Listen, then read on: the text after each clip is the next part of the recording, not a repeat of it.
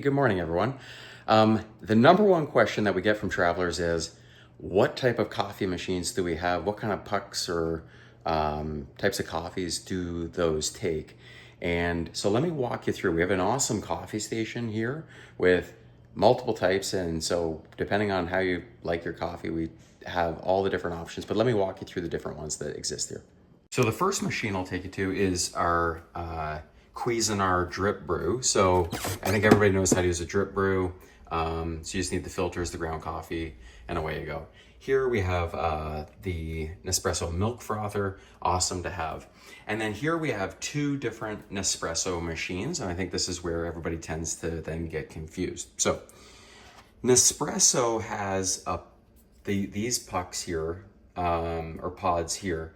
This is what they refer to as their original, okay?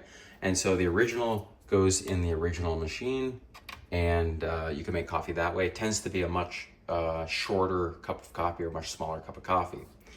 Then Nespresso has this machine, which they call their Vertuo. Vertuo takes a pod that looks like this, which is a much bigger pod, and you can see them even just side by side. You can see how much bigger the Vertuo pod is.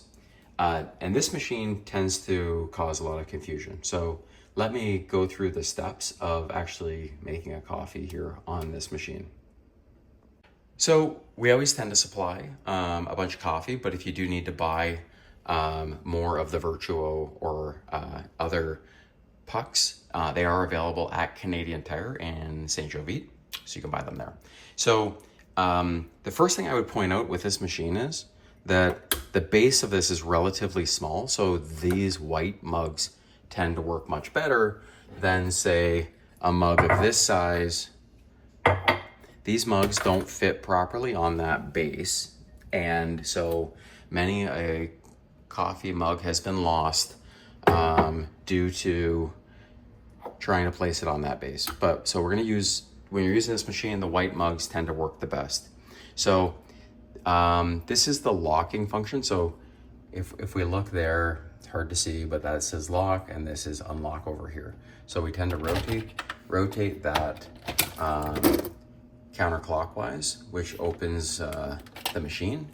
I'm going to take my puck, stick it right in there, press that down, and then rotate that into the locked position.